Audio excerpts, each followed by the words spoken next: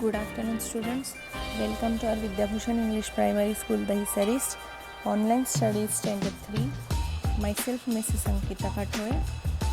Today our subject is English and we are going to learn our next lesson number 35, Pinocchio. Now we are going to start our story. Lesson number 35, Pinocchio. Long, long ago, there lived a king. You will say immediately, no children, you are mistaken. Once upon a time, there was a piece of wood, a common block of firewood. It was found in the shop of a carpenter. But whenever he put his tools to the block to cut it, to carve it, or to scrap it, it began to talk. Oh, that hurt! Don't break me, please. Oh, that tickles. Just then, his neighbor Geppetto came in to ask for a piece of wood.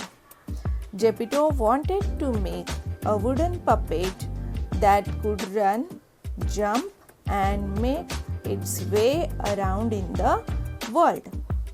So the carpenter readily gave the piece of wood to Geppetto. Geppetto brought the piece home and carved it into a puppet lovingly. As he had no family, he began to think of the puppet as his son and named him Pinocchio. But Pinocchio was quite a naughty puppet. As soon as Geppetto taught it to walk, he ran out of the hut. He ran so fast that Geppetto could not catch him. A policeman caught him and brought him back to Geppetto. Though Pinocchio was such a naughty puppet, Geppetto loved him dearly. He would do anything for his son. But Pinocchio was not always nice to his father. He always promised to be a good boy and tell the truth and obey his father. But more often than not, he forgot all his promises. Pinocchio wanted to be a real boy, a real son to his father, and not just a wooden puppet. He meant well, but he was only a little wooden puppet and did silly things he should not have done. You can read about all his antics in a book called The Adventures of Pinocchio. But here are some of them in short. Pinocchio thought he would go to school, learn reading in a day, writing the next day, and then arithmetic on the day after that. Then he planned to earn a lot of money for Geppetto. Geppetto felt very happy that Pinocchio wanted to go to school. But he did not have the money for the school book. Though it was very cold, poor Geppetto sold his only coat to get the money for Pinocchio's school book. Pinocchio started for school. On the way, he came upon a puppet show.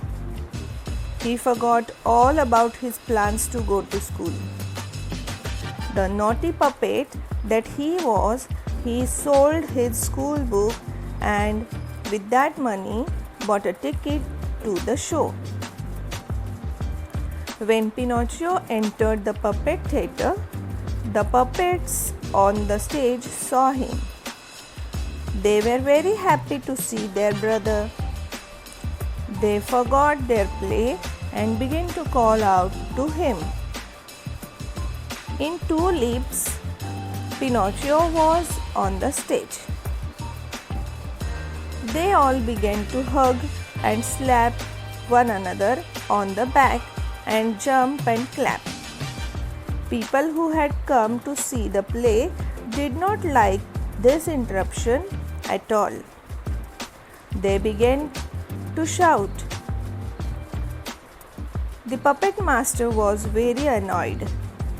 He decided to throw Pinocchio into the fire.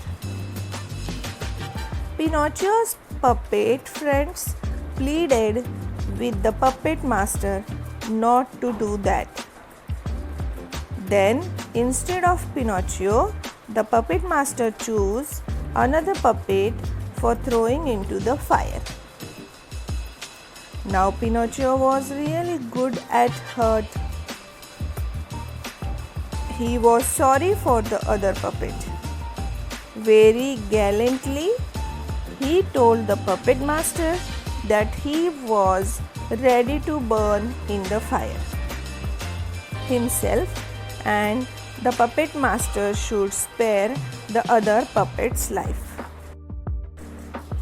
The puppet master was not really a wicked master. He let both the puppets go. Not only that, he also gave Pinocchio 5 gold coins for his old father Geppetto when he heard his story. Now, did Pinocchio take these coins to Geppetto immediately? No, the silly little puppet that he was. He got into more and more mischief and trouble due to the coins. A kind fairy saved Pinocchio from the robbers who had caught Pinocchio for the coins. But when the fairy asked Pinocchio about the coins, he lied to her. But then a strange thing happened. The moment Pinocchio told a lie, his nose grew longer. With every lie, it grew longer and longer. Pinocchio was really frightened. He asked the fairy to forgive him and promised never to tell lies again. Pinocchio did not learn to tell the truth or listen to the good advice of his friends and his father and the fairies easily. So at the end of a number of adventures, do you know where he found himself? At the bottom of the sea. And there he was swallowed by a big shark that was 1 mile long. Poor Pinocchio. Now, at last, he was truly sorry for all the foolish things that he had done. But once you get into a difficulty, it's not very easy to get out of it. However, inside the stomach of the shark, Pinocchio saw a faint light. When he went near the light, surprise of surprises, he found Geppetto. Geppetto had been worried about Pinocchio since he had left home. He had searched for Pinocchio far and wide. During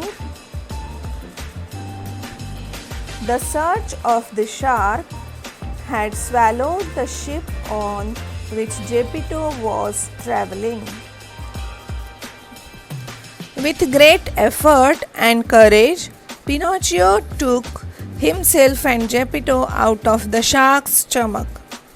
He carried Geppetto back to the shore.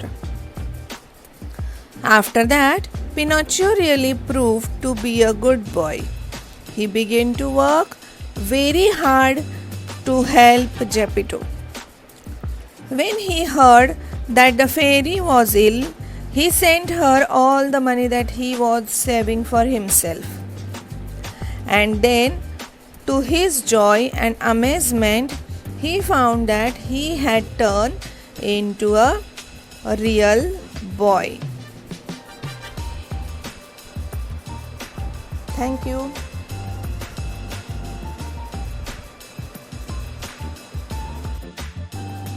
Thank you. Like and subscribe my channel.